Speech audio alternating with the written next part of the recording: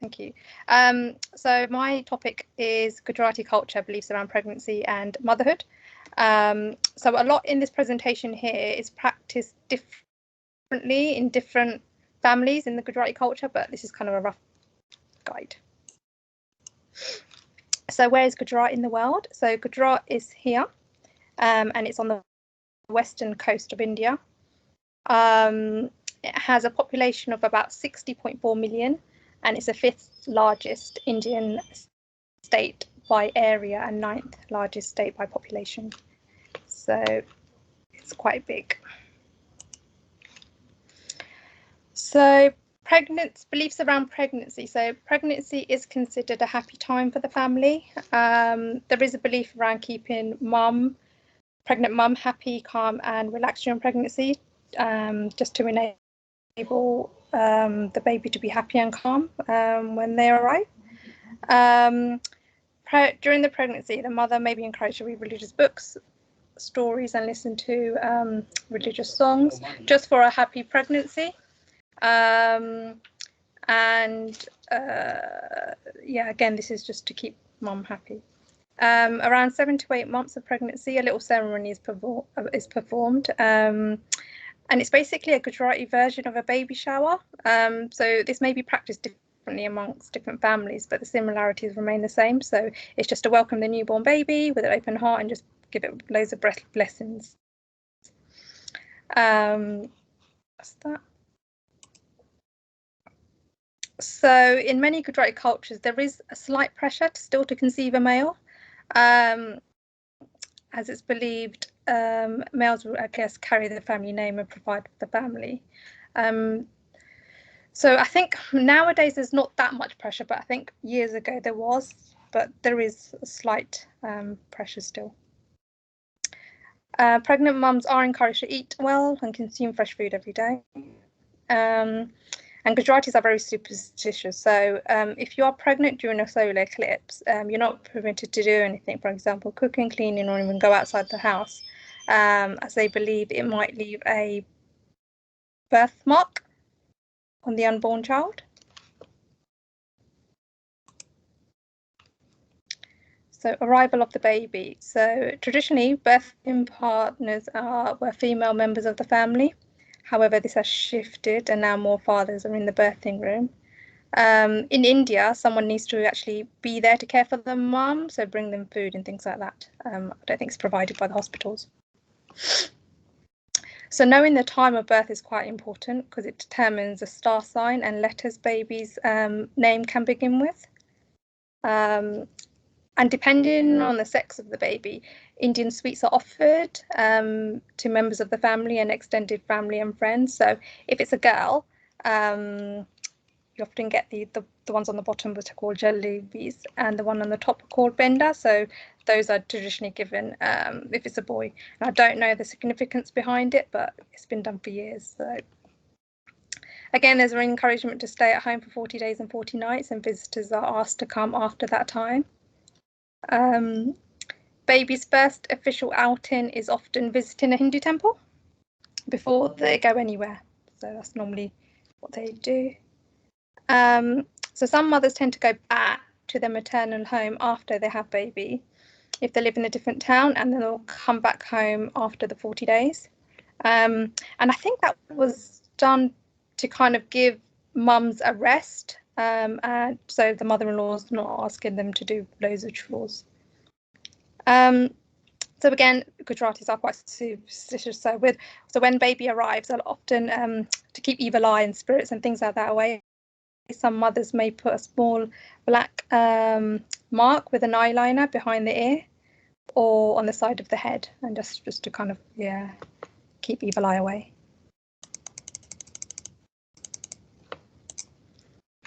So mums are encouraged to breastfeed, but however this may be done in private and not in front of a lot of people.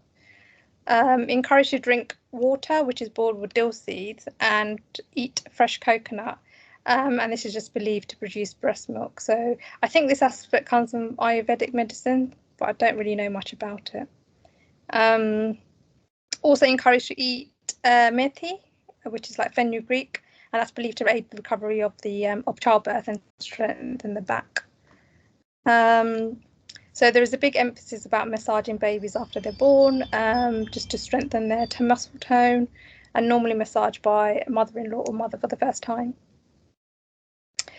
So baby's first bath is normally on day 6, and during this day a small ceremony is performed, which is normally done by the father's sister.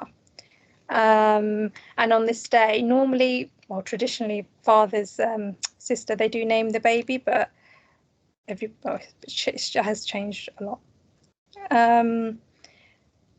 Also advised to shave baby's head in the first few months of birth. Again, I'm not entirely sure the reason why, but what I have heard through family is because it's considered dirty, but because it's been inside the womb. And again, fresh food is to be given every day and not leftover food to be consumed by mum. So just a little bit about the mental health side. So there is no word for psychosis or depression in the Gujarati language. Family members are just encouraged to look after mum and just keep mum happy during birth and pregnancy. And there is still a stigma accessing mental health services. So I was just trying to have a look at if there are any kind of mental health, MBU units in India. There are some. I couldn't find any in Gujarat, but this one kept popping up. And I think this was the first one that was started in Bangalore in 2009, but it's only a 5-bedded facility. And just by reading it, it sounds as if they operate a lot different to MBU units here. And I just got some figures here. So from what was this? So from July 2009 until September 2013, about 237 mother-infant pairs were admitted to this unit, which I think is quite low considering how big India is. And that's it.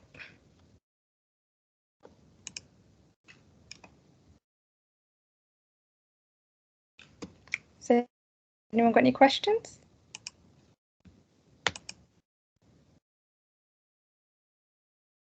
Hi, Bev.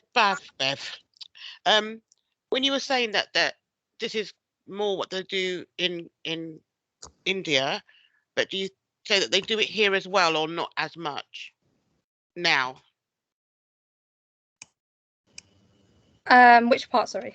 I mean, like, do they follow the shaving head and Yeah, the naming yeah, ceremony yeah. and the birth being the So time of birth is? Sorry, go on. Yeah, so I think the time of birth and the naming of baby, that's done. But normally, so traditionally, I think the father's sister used to choose the name, but now I think parents are choosing the name rather than the father's sister. It's a bit more, I guess, parents are, I think it's important for parents to choose the name. So I think that aspect has changed. But still, like things at time of birth and shaving the head, I think a lot of families are still doing that. Okay, cool. Thank you. I find it very interesting that if it is a boy, the family bring one type of sweets, and if it is a girl, it's another type of sweets. Yeah, I don't actually know where that came from, but I think it's something that's been done for years and years and years. So, yeah. And they're both very sweet.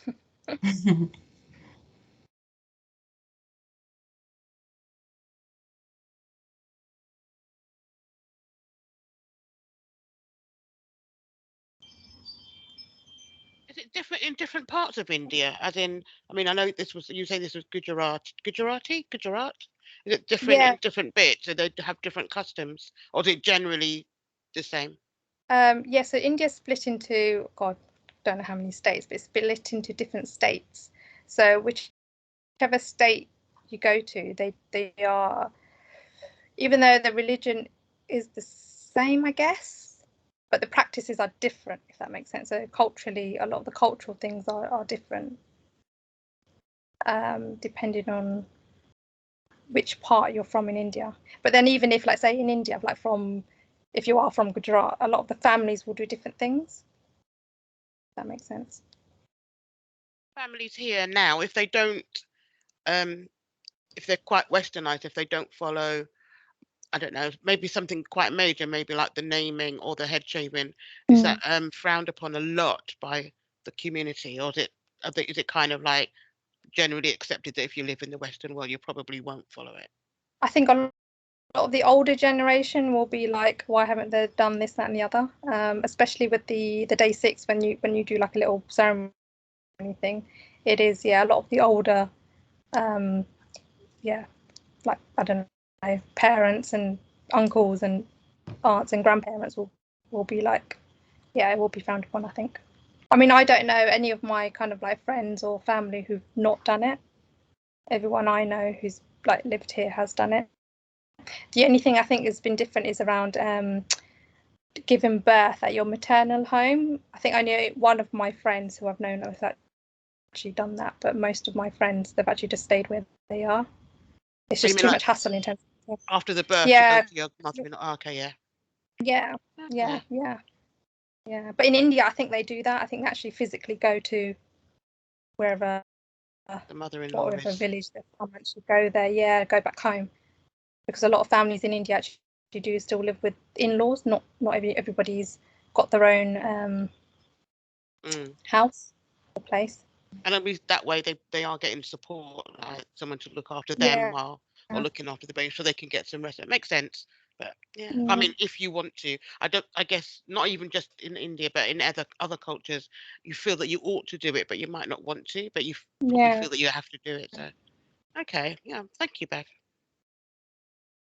I wonder if family conflicts are quite common, just because there is, yeah, like father sister supposed to choose the name, and things like that.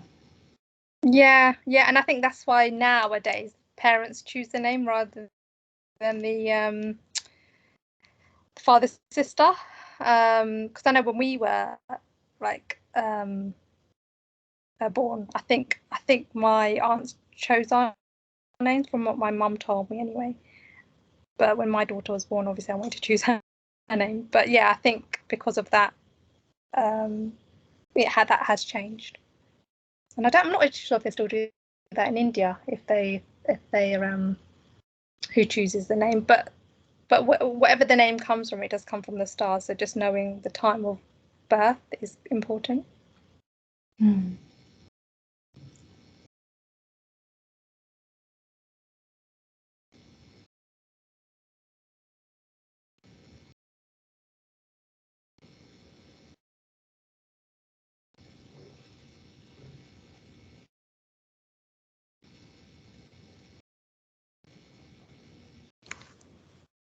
Any more questions?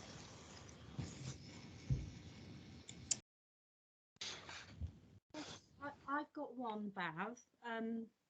Really, really interesting, and has got me thinking a lot. But I keep coming back to the fact there's not a word for psychosis and depression, I think you said. And I'm just wondering, there is that stigma still, and just what conversations are had perhaps within families where a mum is struggling or a dad with becoming parents, how that is managed, thought about, perhaps what word is used if it's not a direct translation.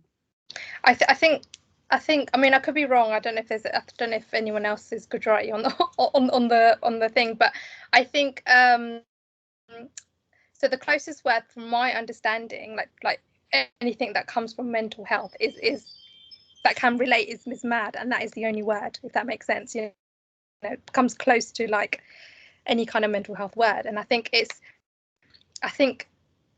even like talking about depression or mental health in Gujarati families is hard, because say you talk about it and then it's like the families will be like, well, I had to go through this, that, and the other. So, your kind of like justification of feeling like a way is not kind of justified or valid, because obviously you've got someone else and well, I had to go through this, that, and the other, so it's quite hard to kind of like process it, if that makes sense. Hard to be heard, perhaps. Yeah. Hard to be a space for it to be acknowledged. Don't know. I'm just wondering how do we think about this as a service, as a perinatal mental health service? To you know, how do we think about it in terms of enabling that in some way for patients where there isn't that language, that dialogue? I don't know. I'm just interested what your thoughts are in terms of how that. I think Natalie had a really good idea for pre-COVID about just having these pop-up stores and just kind of, you know, promoting, you know, mental health and mental health in pregnancy, and, you know, just kind of get people aware about, you know, it is okay to not feel okay, if that makes sense, and, you know, you don't just have to carry on. But I think it is quite hard because with Indians or Asians, you know, the family unit is so strong, like everyone is quite in your face at times. And trying to get out of that sometimes is difficult. I think Aki was talking about this recently. She was, I think she mentioned that there might be a peer support drop-in being set up. I know she's looking at a space in Sutton, that the peer support facilitators or the peer engagement facilitators might be able to hold a drop-in. So that could be a way of moving forward.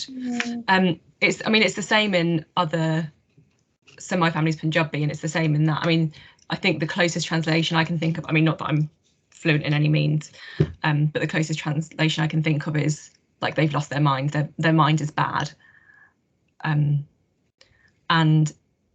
that's not to say that people won't be able to kind of articulate their emotions and think about how their mental health is struggling, but it is that stigma.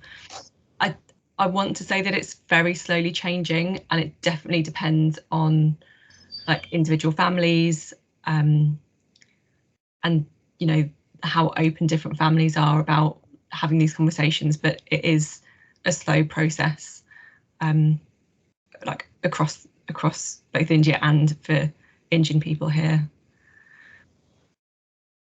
Do you think, it's just a thought that comes to mind, do you think if, even though there isn't a word, you know, direct translation, do you think there could be, would it be worth thinking about whether there's a different phrase or something like from the languages that could be more helpful, more hopeful, more positive, rather than, you know, just challenging that sort of translation, you know, the idea you've lost your mind, gone, you know, mad, crazy type thing, whether there's some different words that could be sort of thrown in, just from our point of view, I don't know, as a team, just thinking if there are pop-ups or things like that. I can't speak either, you know, Punjabi or Gujarati, so I'm no good offer. I'm just wondering whether there is something though, and I know it's completely different, but I know in Swedish sometimes there aren't the words, and I know in terms of my family and that you'll get English words just thrown in all over the place and that, and it kind of becomes a kind of mix. But I'm just wondering, is there a different word, different phrase that you think could be more helpful? I mean, I can't think of a phrase. I don't know about you, Amit, but I can't in the Gujarati language, I can't. And I find often with languages they mean different things. So if you say it in English and then you say it in Gujarati, it's like the meaning's totally, it is slightly different, and then it can get lost. It makes me wonder, have we not got a Gujarati leaflet? I wonder what's written in there. Yeah, I wondered that as well, but I can't read Gujarati. It kind of worries me almost that we skimming around the actual thing, that there isn't a word, and therefore, and I guess in one way a word doesn't really incorporate, it might not change people's ideas. I guess it is explaining scenarios or influences why you might be struggling, which might be more helpful. But I don't know what the leaflet says, and it'd be quite interesting to read it. But yeah, I guess there's a benefit of naming something correctly and not me. And I guess some of those phrases are like, you've lost your brain. It's almost like a permanent state. There's a kind of permanence to that sometimes, or it's a bad, a really bad thing, or it's a physical, like it's a an anatomical thing. You know, it's almost like it's not explaining what can happen postnatally and the kind of influences. But yeah, I don't know. It's kind of my worry about what this leaflet might say, actually. Yeah. I guess it's with all the leaflets, isn't it? With all the different languages, sometimes things do get lost in translation. And I don't necessarily think if it's about finding one word to explain what we mean, but more about developing that formulation with an individual and about helping people from different cultures understand that, you know, at the end of the day, I think as long as you can show that empathy and validation that how somebody's feeling is understandable, that's going to be what's most powerful. You know, if I think about family members or friends from India, like that are Indian, just being able to validate how they're feeling in itself is powerful, and say that actually, you know, you're okay. You know, you haven't lost your mind, but you're okay. Like validating what their experience is. And I also think that sort of following on from that is, if you're going, it's common to go and live with your in-laws, not even if you're unwell, but just you join another family, you lose something and you lose, and I just, I don't know, like it's not your own parents to kind of offload to or kind of talk openly with, maybe, and there's that slightly more different relationship with in-laws, maybe, and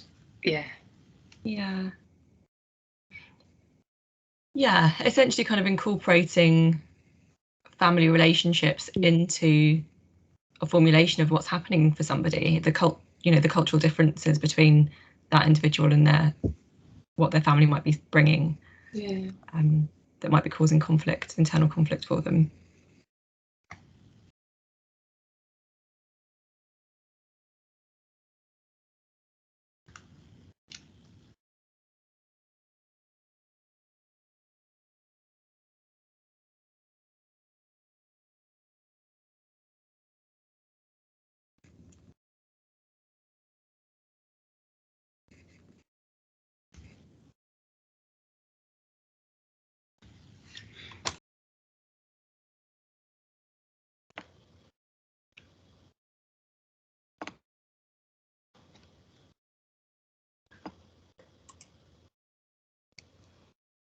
Is there any more questions? Sorry, my name is Gloria. I'm a student nurse, and I was hoping if I could have your presentation. Yeah, sure. I can email it. Thank you.